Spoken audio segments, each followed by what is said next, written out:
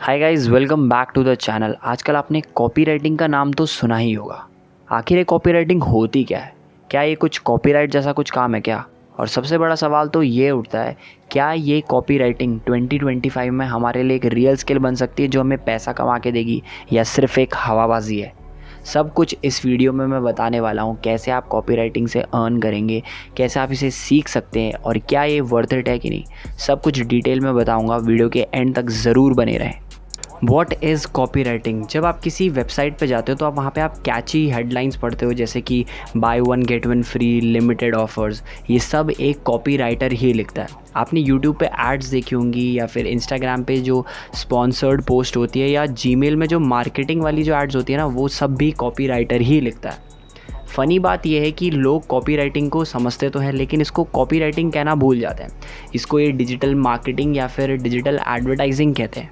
अगर मैं simple language से समझाऊँ, copy writing is equals to sales through word.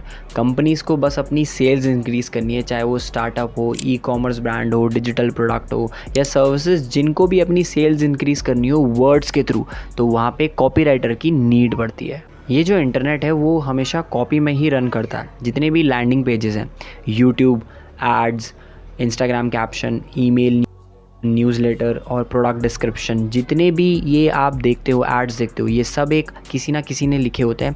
और जो जिसने भी लिखे होते हैं वो एक कॉपी राइटर ही होता है। अब देखो, कॉपी राइटर जो होता है, कॉपी राइटर का ये काम होता है कि भाई कस्टमर्स को अट्रैक्ट करके कंपनी की सेल इंक्रीज़ करना। बस जितना ज़्यादा डिजिटल मार्केटिंग एग्जिस्ट करेगी, उतना ही कॉपी राइटर भी डिमांड में रहेगा। अब यहाँ पे क्वेश्चन आता है, हम एआई का भी तो यूज़ कर सकते हैं, कॉपी राइटर ही क्यों? देखो, ह्यूमन की साइकोलॉजी, इमोशन और कस्टमर्स का पेन पॉइंट एआई नहीं समझ सकता। सच्ची में एआई नहीं समझ सकता। इसीलिए यहाँ पे कॉपीराइटर्स की नीड होती है।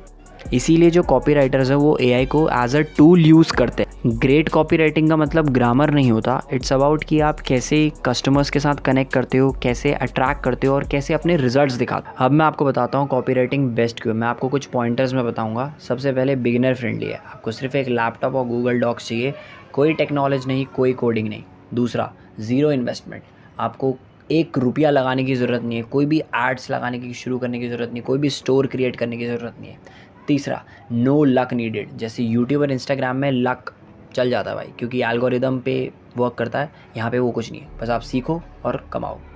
चौथा, क्विक रिजल्ट्स। आपको कुछ ही हफ्तों में, एक बार आप सीख जाओगे, इसमें मास्टर हो जाओगे ना, तो आपको कुछ ही हफ्तों में रिजल्ट्स दिखने चालू हो जाएंगे। आप अर्न करना भी स्टार्ट कर सकते हो। देखो, कॉपी राइटिंग का सबसे ज़्यादा रोल है डिजिटल मार्केटिंग में। डिजिटल मार्केटिंग मतलब ऑनलाइन मार्केटिंग में, जैसे कि जो आप इंस्टाग्राम, यूट्यूब पे एड्स देखते हैं, वो होती है डिजिटल मार्केटिंग। सबसे ज़्यादा रोल कॉपी राइटिंग का इन्हीं में ही है। अब आप सोच रहे होंगे कॉपी राइटिंग को स्टार्ट कैसे करो। देखो, आप कॉपी राइटिंग या तो फिर एज अ फ्रीलांसर भी स्टार्ट कर सकते हो, या फिर जॉब भी कर सकते हो। तो सबसे पहले आपको सीखना पड़ेगा।